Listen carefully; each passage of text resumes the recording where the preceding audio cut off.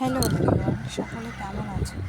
আমি তো ভালোই আছি। এটা কিন্তু অনেক আগেকার ভিডিও, যখন আমি আদিজমিতে গিয়েছিলাম তখনকার ভিডিও। আসলে আমার যাওয়ার সময়ই হয়ে ওঠেনি। আমি কিন্তু এখন আদিজমিতে যাচ্ছি। একদিনই কিন্তু আমরা বেরিয়েছিলাম ঘুরতে, আর সেই দিনই দুই জায়গায় ঘুরে শেষ করে এসেছি। আসলে সেরকম প্ল্যান ছিল না যে দুই জায়গায় ঘুরে আসবো, কিন্তু হঠাৎ সেটা ঠিক হয় যে এখান থেকে ওখানেও যাব, গিয়ে একদিনই ঘুরে শেষ করে আসবো। তো সেই জন্য অনেক ভিডিও করা হয়েছে, আর সেগুলো তো সেইভাবে একদিনে পোস্ট করা সম্ভব না। তো সেজন্য ধীরে ধীরে পোস্ট করা শুরু করলেও এতই ভিডিও করা হয়েছে যে পুরো 2 মাসের ভিডিও ছাড়লেও শেষ হবে না। তো আমি প্রায় চলেই এসেছি আদিযোগীর কাছাকাছি। আর চারিদিকটা তোমরা দেখেছো কি সুন্দর জায়গা, চারিদিক শুধু পাহাড় পাহাড় পাহাড়, চারিদিক শুধু পাহাড়। আর আমার এত সুন্দর লাগছিল, আমি কিন্তু আস্তে আস্তে ঘুমিয়ে গিয়েছিলাম মাঝখানে মাঝখানে, কারণ সারাটা দিন ঘোরার পরে আবার দুপুরে আমরা এখানে আসছি আদিযোগীতে। তো সেরকম প্ল্যান ছিল না, হঠাৎ ঘুম থেকে উঠে দেখি যে আমরা আদিযোগীতে আসছি। তো খুব আবার মজা পেয়ে গিয়েছিলাম, তো ভীষণ ভালো লাগছিল। আর এই দেখো, আমাদের ফাইনালি রাস্তা থেকে ভোলানাথের সঙ্গে দেখা হয়ে গেল। এই দূর থেকে ভোলানাথের দর্শন শুরু হয়ে গেছে। মনে হচ্ছিল যে কতদিনের স্বপ্ন যেন পূর্ণ হলো আজ। ভোলানাথকে এত কাছ থেকে দেখতে পেয়ে ভীষণ ভালো লাগছিল। আর এত বড় ভোলানাথ, মানে মনের যে শান্তি কীভাবে তোমাদের প্রকাশ করে বলবো, এতটা ভালো লাগছিল, এতটা ভালো লাগছিল ভোলানাথের কাছে আসতে পেরেছি। শুধু ভোলানাথের সন্ধ্যায় যেটা হয় লাইট একটা হয় ভোলানাথের লাইটিং, সেটাই আমরা দেখতে পারিনি, কারণ সেটা হতে অনেক টাইম বাকি ছিল।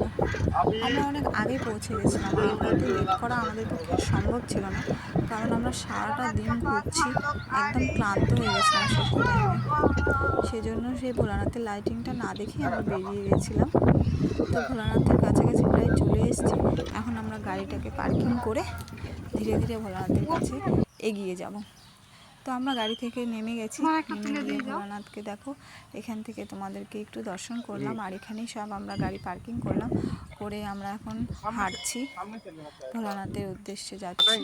তো গিয়েই ভোলানাথের মন্দিরে ঢোকার আগেই এখানে দেখতে পাচ্ছ গোল গোল দুটো চাকা আছে। এই চাকাগুলো ঘোরাতে হবে আর নিজের মনস্কামনা কথা বলতে হবে, তাহলে নাকি সেটা পূর্ণ হবে। এগুলো হচ্ছে ভোলানাথের নন্দী ভিঙ্গির চাকা, রথের চাকা নাকি, তাই শুনেছি আমি কিন্তু অতটা সঠিক জানি না, তোমরা যেটা যদি সঠিক জেনে থাকো আমাকে জানিও। তো এখন দেখো আমার বর ঘোরাবে, তাই প্রণাম করে নিচ্ছে, প্রণাম করে ও ঘোরা শুরু করবে। আর একটা চাকায় 3বার কিন্তু ঘোরাতে হবে, আর খুব কিন্তু ভারী এই চাকা। তো ওর তো 2বার ঘোরা হয়ে গেল, এই যে 3বার ও তো ঘোরাতেই আছে, এবার আমি ভাবছি ও তো ঘোরাতে পারছে, এবার আমি কি করে ঘোরাবো। 3বার করে ঘোরাতে হবে একটা চাকায়।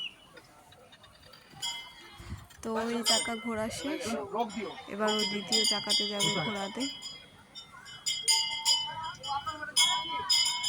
তো দ্বিতীয় চাকাতে একজন ঘোরাচ্ছে, তো তার ঘোরা শেষ হলে আমার হাজব্যান্ড ঘোরাবে।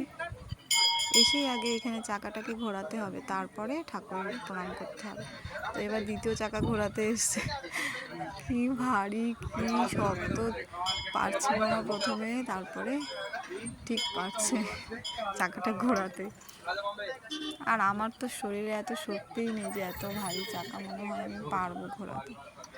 তো দেখা যাক শেষমেশ আমি পারি কিনা, সেটা জানতে হলে তো ভিডিওটা পুরোটা তোমাদের দেখতে হবে। তো তোমরা যদি কেউ সময় পাও, একবার হলেও কিন্তু এই ব্যাঙ্গালোরে ভোলানাথের কাছে এসো, তোমাদের খুবই ভালো লাগবে। যারা ব্যাঙ্গালোরে আসবে ভোলানাথের কাছে এসে দর্শন করে যাবে, তোমরা মুগ্ধ হয়ে যাবে। জাস্ট আমি যে কথাটা বললাম সেটা মনে রেখো, কথাটা সত্যি কিনা তোমরা এলে বুঝতে পারবে। এবার দেখো আমি এসেছি ঘোরাতে, আমি তো পারছি না, আমার হাজব্যান্ড আমাকে হেল্প না করলে তো অসম্ভব। তো আমার ভিডিওটা কেমন লাগলো তোমরা জানিও।